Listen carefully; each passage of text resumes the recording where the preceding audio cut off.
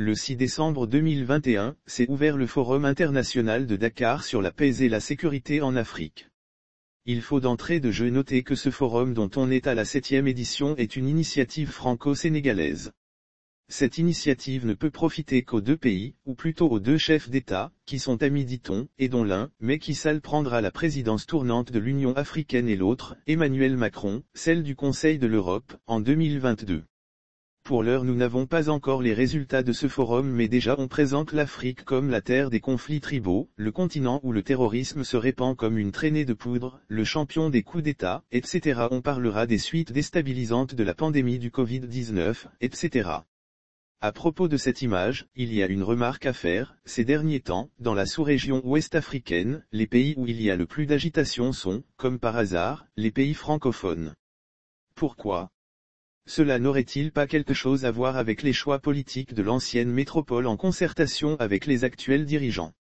On parle de sentiments anti-français, qui seraient injustifiés et attisés par des éléments isolés, peut-être conseillés par la Russie, la Turquie. Mais à bien y voir, ne s'agirait-il pas plutôt de sentiments anti-armée française? En effet, ce qui s'est passé au Mali, puis au Burkina Faso, c'est le refus des populations de laisser passer des convois militaires français. Que craignent-elles?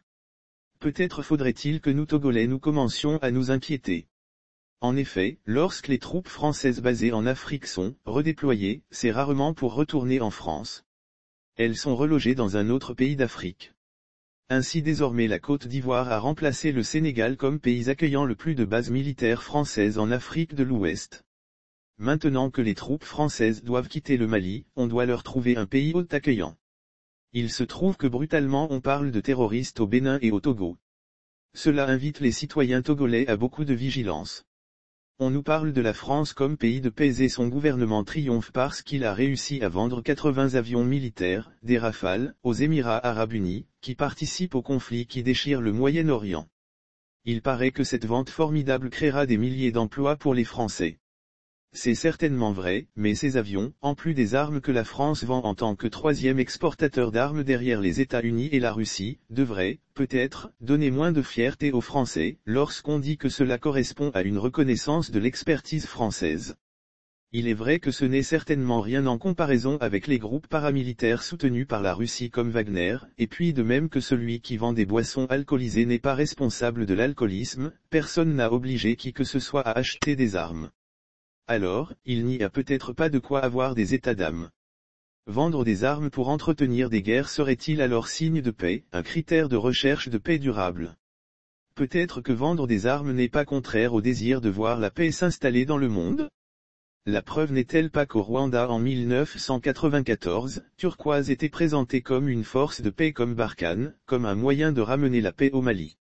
Mais, en définitive, quels sont les signes qui indiquent qu'on est en face d'un pays de paix? Les contes d'Afrique ont souvent réponse à tout. Nous en avons trouvé un qui fait l'affaire. Un jour, dans des temps où les hommes pouvaient rendre visite à Dieu, un groupe de femmes et d'hommes fatigués par les déchirures causées par les nombreux conflits qui secouaient leur contrée, décidèrent d'en recourir à Dieu pour changer de pays. Où voulez-vous aller? Leur demanda Dieu.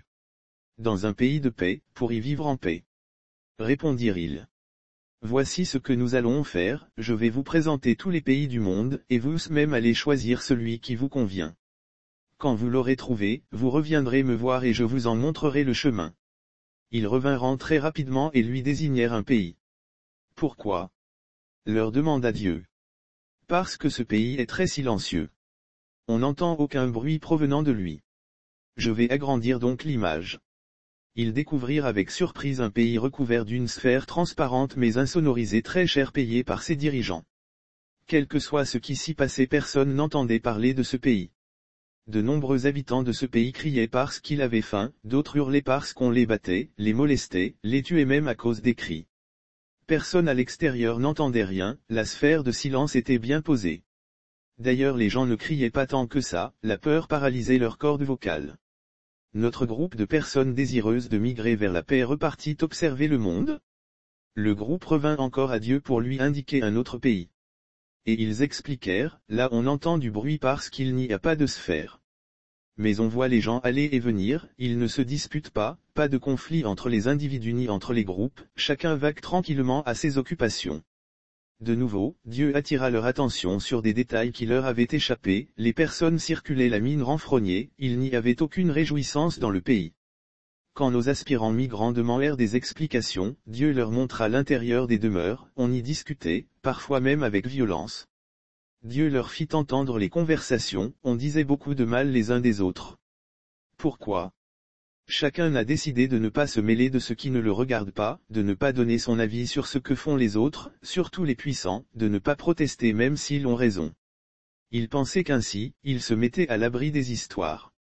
C'est entre eux à la maison qu'ils parlaient des diverses situations vécues. Ce qu'ils ont récolté, c'est une grande méfiance entre eux, pas de joie d'être ensemble. Notre groupe commença à se décourager car ils ne savaient plus comment faire pour trouver le havre de paix qu'ils souhaitaient habiter. Ils allèrent soumettre leur embarras à Dieu. Qu'est-ce qu'un pays empesé de paix ? Voici la réponse de Dieu, je vais vous faire une faveur. Je vais lever le voile sur un petit bout du futur. Les aspirants migrants furent horrifiés par ce qu'ils découvrirent.